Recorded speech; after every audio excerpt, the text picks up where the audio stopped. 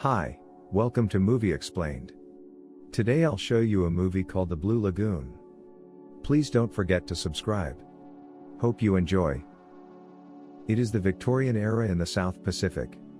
Two young children, cousins Richard and Emmeline Lestrange, are sailing with Richard's father, Arthur, to San Francisco. When the ship suddenly catches fire, the ship's cook, Patty Button, gathers the children in a lifeboat and rows away from the wreck. However, due to dense smoke, heavy fog, and general chaos, they are separated from the children's father, who has escaped on a separate dinghy and drifted out to sea. After a day or two afloat, they arrive on the shores of a lush, tropical island. Patty assumes responsibility for the children and, over an indeterminable amount of time, teaches them how to find food and build shelter, though he can't deter them from taking their shirts off and running about half naked. One day he discovers a stone altar covered in blood and the remains of what appears to be a human sacrifice. He warns the children to stay away from that place, telling them it's the law and that the boogeyman lives there. He also tells them to never eat a certain scarlet berry that Emmeline finds, presumably to keep them from eating anything uncertain. He calls them never wake up berries. The memory of having the berries temporarily in her mouth haunts Emmeline for the rest of the film. Because Patty talks of being dead and buried if they eat the berries, Emmeline associates the words with them and renames them Dead and Berries. One day, Patty discovers a barrel of rum or whiskey washed ashore from the sunken ship. He and the children have a little fun that night, dancing around a fire, though Patty is inebriated. When the children fall asleep, he takes the barrel and swims to a smaller, nearby island. The children wake up in the morning and take the rowboat out to where they see Patty lying in the sand. Thinking he's merely asleep, they flip him over to see that he's died in a drunken binge. A crab crawls out of his mouth and Emmeline faints. Richard brings her back to the island where, that night in their hut, she begs him to take her away from this place. They pack up everything they have and row around to the other side of the island where they find a new stretch of beach to settle on.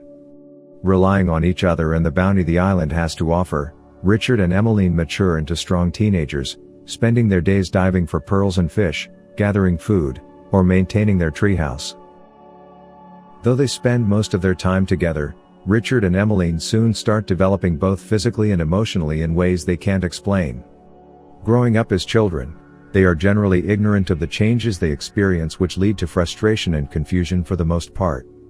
Emmeline experiences her first menstrual period while swimming and calls out to Richard, afraid at first. When he arrives and asks what's wrong, she yells at him, embarrassed, and tells him to go away. Richard finds himself becoming physically attracted to Emmeline, but she, though often fearful of being left alone, doesn't reciprocate his feelings. One day, ever curious Emmeline wanders to the forbidden side of the island and finds a moai-like stone idol there with the telltale stain of blood. Thinking instead that the place is holy, she prays and later tells Richard that she thinks Patty was wrong and that the boogeyman, who bleeds like Jesus, is God. However, Richard berates her for disobeying the law. They speak often of being rescued and going to see Richard's father, but when a ship passes by the island for the first time in years, Emmeline does not light the signal fire they had set up. Richard emerges from foraging in time to see the ship depart and angrily confronts Emmeline. She tells him that the island is their home now and that they should stay, to Richard's disbelief.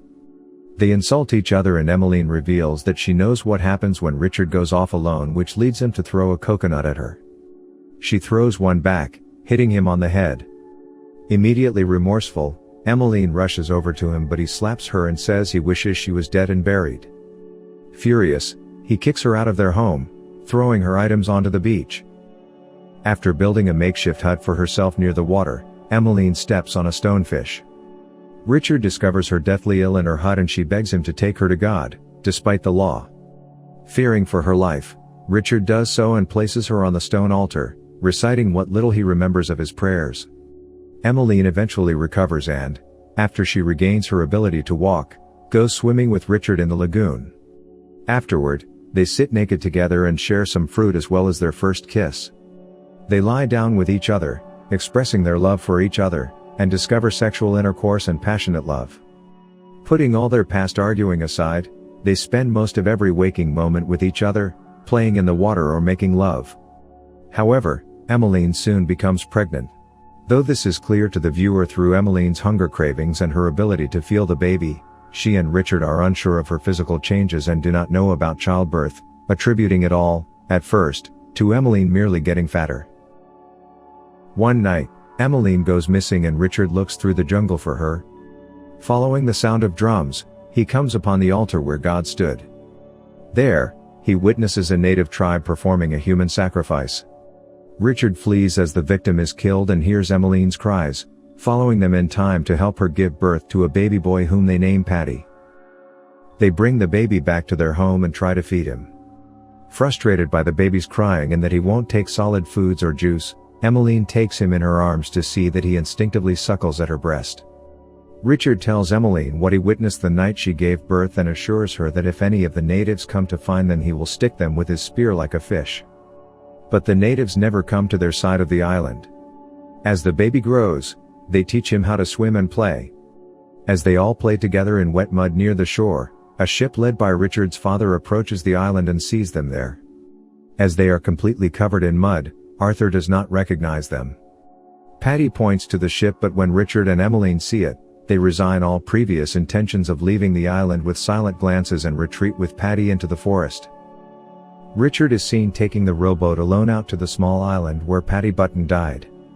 He approaches the beach and sees the old man's skeleton lying in the sand, bleached white from the sun. Richard tentatively touches his ribs, matching them to Paddy's, and looks at the bones in his hands. A morbid understanding comes to him and it's implied that he has a better grasp on his own body as well as death. One morning, the young family takes the rowboat to visit their original home site and to collect food and other supplies. Richard goes to harvest bananas while Emmeline and the baby explore near shore, and Emmeline fails to notice young Paddy collecting scarlet berries and putting them in his pocket. The two of them go back to the boat to wait for Richard, but the tide takes them out when Emmeline falls asleep. She is awakened by the sound of Paddy pushing one of the oars into the water and trying to fetch it with the other. When she can't, she calls out to Richard, who starts to swim to the boat, followed closely by a shark. Just before he reaches the boat, Emmeline throws the last oar at the shark, hitting it and giving Richard enough time to get out of the water. They try to paddle to shore with their hands, but the tide is too strong and they don't dare swim for fear of a shark attack. Slowly but surely, the boat is taken out to sea. After a day or two at sea, Richard and Emmeline awake from a nap to find Paddy eating the berries he had collected. Frantic, they try to make him spit them out, but he's already swallowed them. After another day, young Paddy has a hard time keeping his eyes open and falls into a deep sleep. Resolute, Richard splits the remaining berries between Emmeline and himself and they lie down together to await death. A short time later, a large schooner approaches the rowboat. Arthur Lestrange and the captain of the ship approach in their dinghy to find the young couple and their child lying in the boat. He asks the captain, "Are they dead?" The captain replies, "No sir, they are asleep."